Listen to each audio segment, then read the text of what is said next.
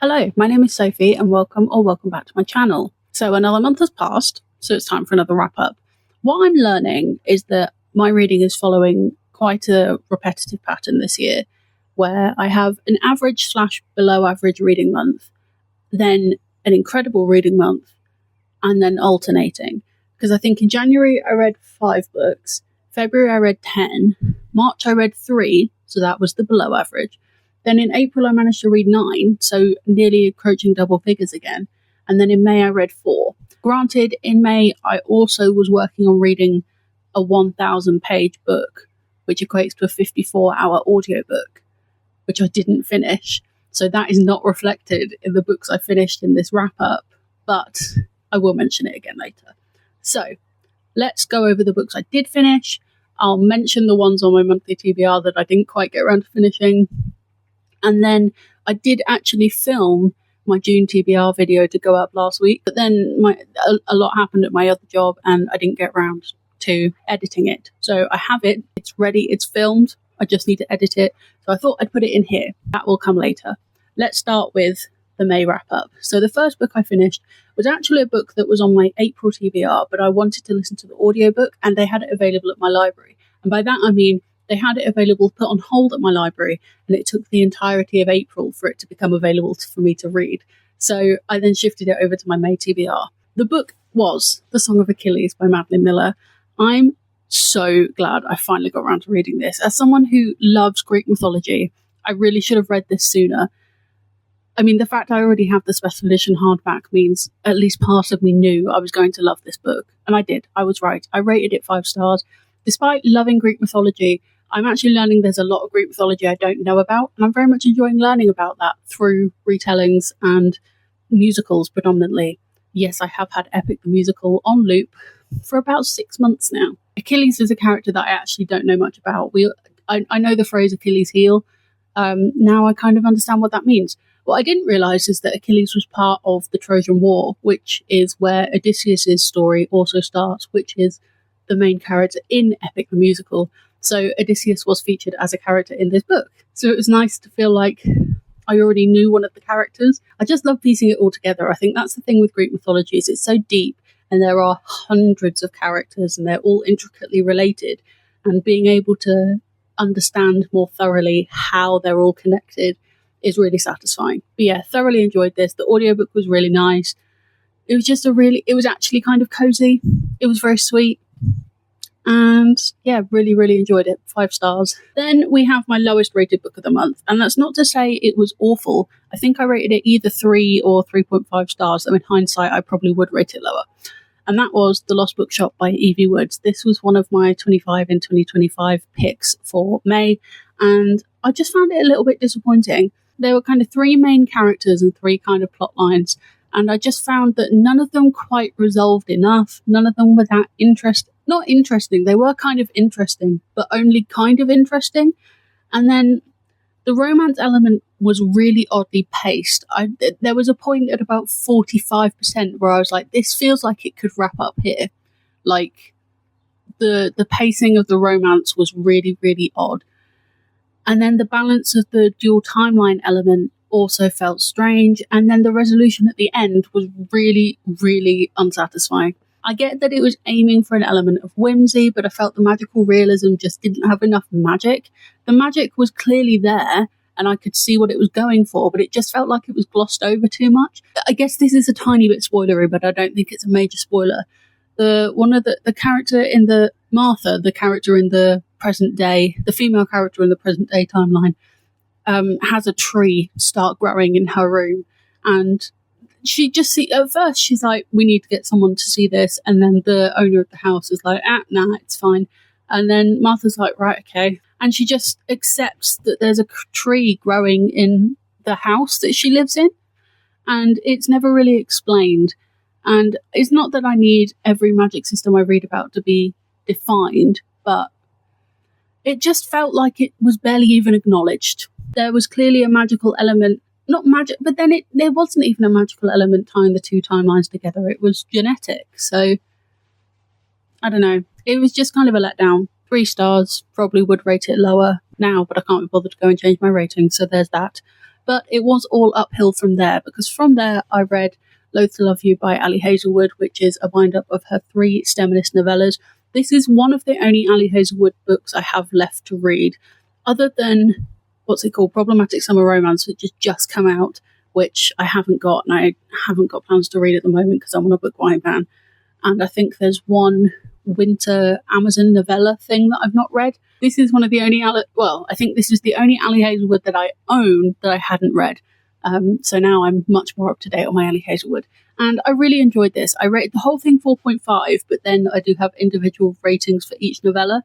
Under One Roof, 5 stars. Loved it. I loved the relationship between the 2 main characters. I love that our female main character is obviously a woman in STEM, but I really liked that the male main character wasn't. He was smart, and he was, he was in a higher position at a company that was relevant to being her antagonist, but he was a lawyer.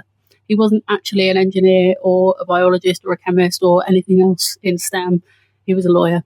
And I liked that he had his own path that was different. I think with a lot of Ali Hazelwood characters, they're rivals in the same field, whereas this was nice because they were rivals for a different reason.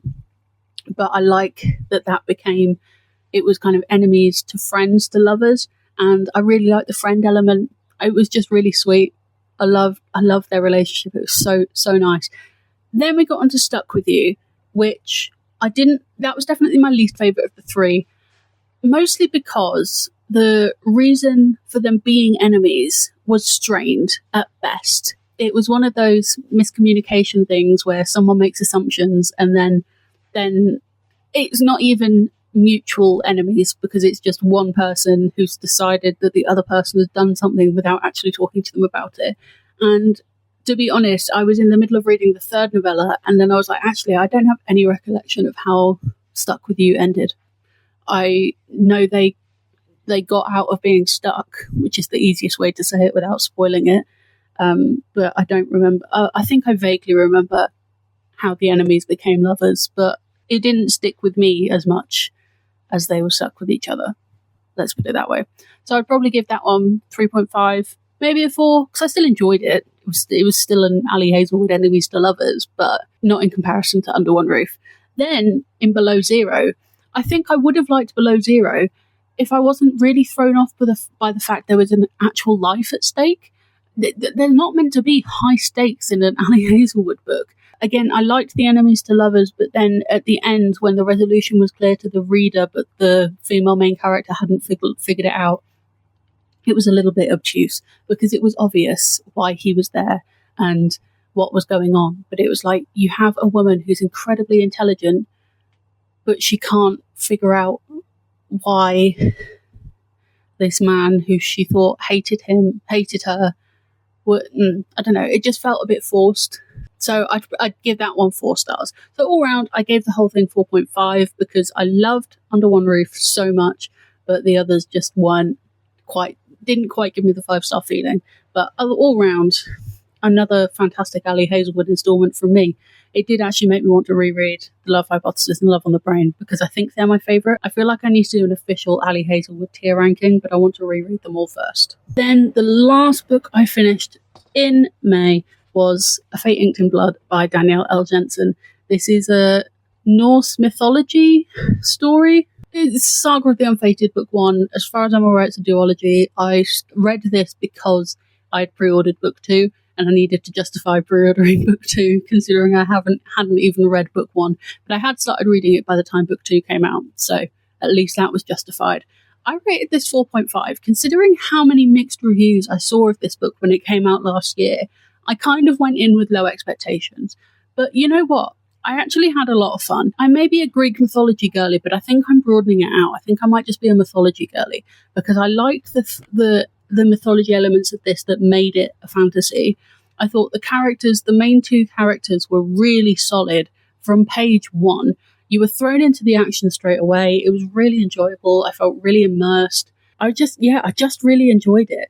The reason I gave it 4.5 rather than 5 is that I think I was 30 pages away from the end, and I said to my husband, like, this could wrap up here and it would be done. Like, that would just be the end. And then I knew there had to be something that would happen in those 30 pages to make it justify having a sequel. And there were kind of 3 things that I would determine as twists or intended to be twists in those last 30 pages, and I predicted 2 of them. It didn't necessarily massively impact my enjoyment because I think I'd figured these things out as a reader much earlier on in the book, and it was I kind of interpreted it as more a reflection of the character and where her loyalties lie and where she is in terms of almost like a naivety and maturity measure, because she has so much faith and but also so much doubt in the wrong people. I'm trying to explain it without spoiling it. I saw it as more a reflection of perceptions of the character rather than being predictable. But it also was a little bit predictable. But there was one bit that took me by surprise, and I have now leapt in straight into the sequel. You can tell because I don't have the dust jacket on it. Currently reading A Curse Carved in Bone. And the one thing on the last day of the month, I had 100 pages left of A Fate Inked in Blood, and I was determined to finish it because I wanted to at least start A Curse Carved in Bone, because now I can say I at least started every book on my May TBR in May. I didn't finish them all, but I did start them all. So I did. Those are the 4 I finished. Like I said, I'm currently reading A Curse Carved in Bone. I'm only like 50-something pages in, but having a good time. This one's dual POV, which is interesting. And the other book that was on my monthly TBR that I do want to acknowledge, because like I said, I have read half of this book, and half of this book equates to 500 pages and over 24 hours of an audiobook. So if this was any other book, it would have been like a one whole book, maybe even a book and a half. But in this book, it's only half the book. And that book is Shogun by James Clavell.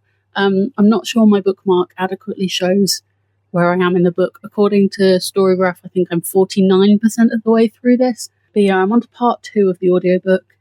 It's an interesting... I don't know what the category of this is. It's definitely historical because it's set in 1600s Japan. I think it's probably kind of literary. It's more of a character study, but then I also kind of don't know what the point is here. I'm finding it a little bit difficult to keep track of all the characters, and I think that's because I am purely listening to it as an audiobook. Even though I have the physical, I'm too lazy to hold this. So without the visual component, I'm finding it quite difficult to track all of the characters, especially where they're all read by the same voice actor. So there's only so much differentiation in character voices he can give. I think it's the kind of book that I might not rate because my personal enjoyment is almost irrelevant. I can appreciate the craft of the book, but I kind of don't have an opinion. And that might change in the next 500 pages. But I'm hoping I'll be able to get through the second half a little bit quicker and then be able to actually make a start on my June TBR at some point. So those are all the books I read in May. Let's go on over to Past Sophie to see what I'll be reading in June. Every month on my channel, I film how I choose my monthly TBR because I make my monthly TBR in a way that I haven't really seen other people do it. I've seen lots of people use TBR jars, whether they're filled with prompts or books, or people playing other sorts of games to choose their TBR. But I have categories that I fulfill on my TBR each month, and I have different ways of choosing each of them. So let's just jump right in. So I said so again. The categories I have are a book from my wedding library, because TLDR, when my husband and I got married, we asked our guests to gift us a copy of their favourite book, so we'd have a little library of our favourite people's favourite books. And in an endeavour to read them all, I started a book club, but I'm now just calling it Picking a Book from the Wedding Library, where every month I choose one book to read. We started by taking in turns to choose, but then we just ended up picking the ones we were most interested in. So we ended up with ones that we knew nothing about. So I've now put the rest of the books on a spinner, and I let the spinner choose what I read each month. Then I have a section for new releases for any books I've pre-ordered in the month. And then I choose 2 books from my 25 and 2025 list, which I have in this little TBR jar, because all of these came out of my big TBR jar. So I've got all of those in there. And then I have a continuous series category, which is a way for me to try and catch up on some of the books that are on my list in my library. 5 base categories. Sometimes there's more than one book in each category. We play it by ear, but let's start with the Wedding Book Club spinner. So these are all the books I have left in the wedding library. A couple of these represent series, so I've just got the first book or the name of the series, and I will read sequels as they come on. This makes me nervous because I'm intimidated by a lot of the books on this list. For example, the book I chose last month that I have to hand is Shogun by James Clavell, which is a brick. It's 1,000 pages long, and as you can see from the bookmark, I am much closer to the beginning than the end, and I'm making my TBR for next month. So not convinced I'm going to be able to read the remaining 70% of that in the next week, but let's just get this over with so I can know and mentally prepare myself. So it's looking like, okay, The Glass Lake by Maeve Binchy. This is one from my aunt. It's quite chunky looking. It might be a romance, but every other book, she gave me 3 books, and the other 2 were both crime horror based. So I'll have to have a closer look at that. But that's the first pick, The Glass Lake by Maeve Binchy. Honestly, I'm just trying to go in with an open mind because there's so many books that I would never have chosen to read that I have loved, some of which I found through this library. So, you know what? Open mind. Who knows what we'll find and make it rhyme. Then for my new release category, this is the first month this year that I actually don't have any new releases pre-ordered or coming out or anything. So I looked ahead on my pre-order calendar because I have 3 books pre-ordered for July, one of which is Human Rights, which is the 3rd book in the Her Majesty's Royal Coven series by Juno Dawson. And I only read Her Majesty's Royal Coven in February, I think. And I fell in love with the series. I fell in love with the book. I rated it 5 stars. And I want to read the rest of the series. So I own The Shadow Cabinet. I do own it in hardback, but it's buried on a shelf. But it's also, I think it's on Prime Reading. So I think I'm going to read it on my Kindle. Though I do want to see if I can get the audiobook, because book 1 was narrated by Nicola Coughlan. So if she's done book 2 as well, I will absolutely take that. I think I'm going to either co-read or audiobook listen to The Shadow Cabinet. If I've got time, I might read the prequel novella Queen Bee, but otherwise I want to read.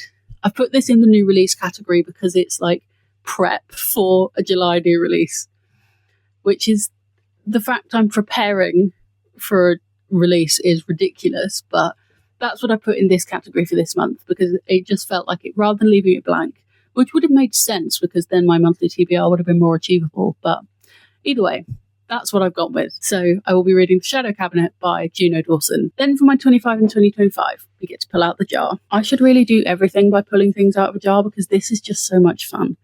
I've been doing really, really well with my 25 and 2025 so far.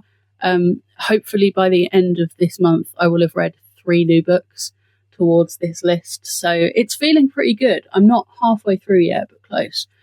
And this month I'll be reading After the Forest by Kel Woods. I'm excited about this one. This, I believe, was in the 2nd ever Illumicrate box I got last year. Would have been 2023. It's got very pretty sprayed edges. I didn't hear a lot about it then. I've not heard a lot about it now.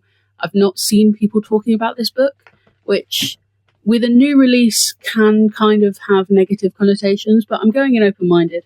I think the main reason I put off reading this when I first got it is because it's a B-size hardback, and I don't love, it just feels weird reading a paperback-sized book in hardback, and I don't love reading hardbacks because I'm lazy.